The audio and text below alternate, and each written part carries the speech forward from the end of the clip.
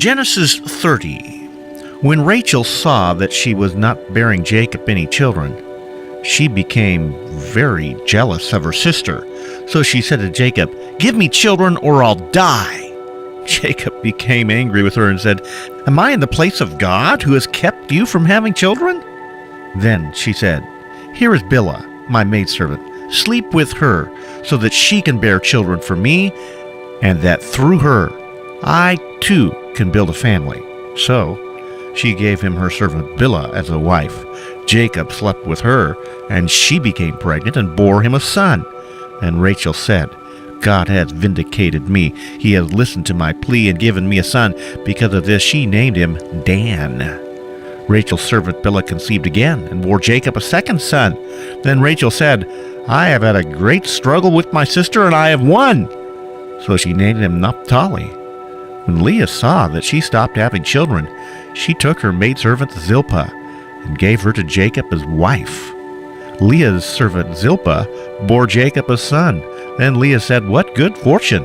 So she named him Gad. Leah's servant Zilpah bore Jacob a second son. Then Leah said, "How happy I am! The women will call me happy." So she named him Asher. During the wheat harvest, Reuben went out into the fields and found some mandrake plants, which he brought to his mother Leah. Rachel said to Leah, "Please, give me some of your son's mandrakes." But she said to her, "Wasn't it enough that you took away my husband? Will you take away my son's mandrakes too?" "Very well," Rachel said. "He can sleep with you tonight in return for your son's mandrakes." So when Jacob came in from the field that evening, Leah went out to meet him. "You must sleep with me," she said. "I have hired you with my son's mandrakes." So he slept with her that night. God listened to Leah, and she became pregnant and bore Jacob a fifth son. Then Leah said, "God has rewarded me for giving my maidservant to my husband." So she named him Issachar. Leah conceived again and bore Jacob a sixth son. Then Leah said, "God has presented me with a precious gift. This time my husband will treat me with honor, because I have borne him 6 sons." So she named him Zebulun. Sometime later she gave birth to a daughter and named her Dinah.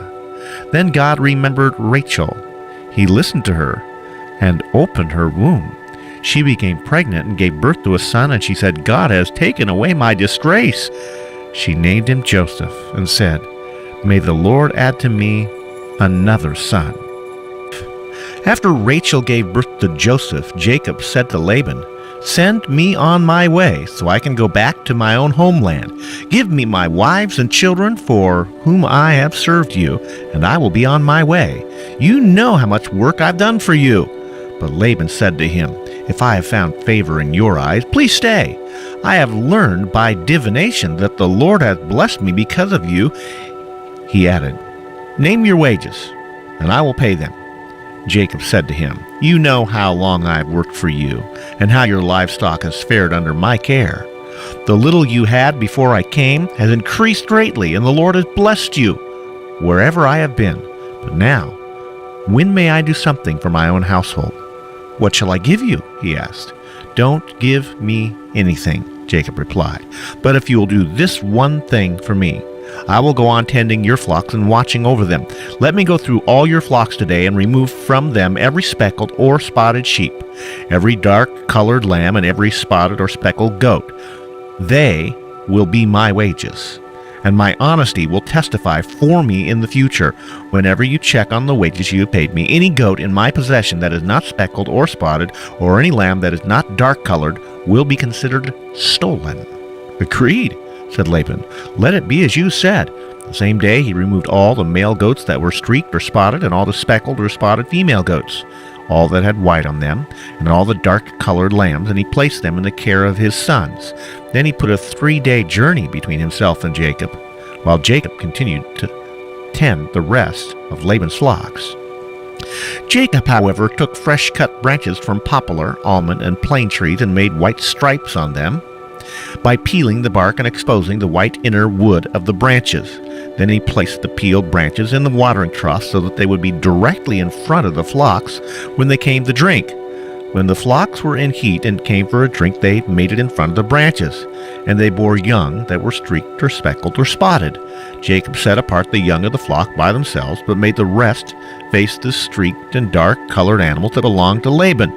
Thus he made separate flocks for himself, and did not put them with Laban's animals. Whenever the stronger females were in heat, Jacob would place the branches in the troughs in front of the animals, so they would mate near the branches. But if the animals were weak, he would not place them there. So the weak animals went to Laban, and the strong ones to Jacob. In this way the man grew exceedingly prosperous, and came to own large flocks, and maidservants, and menservants, and camels, and donkeys.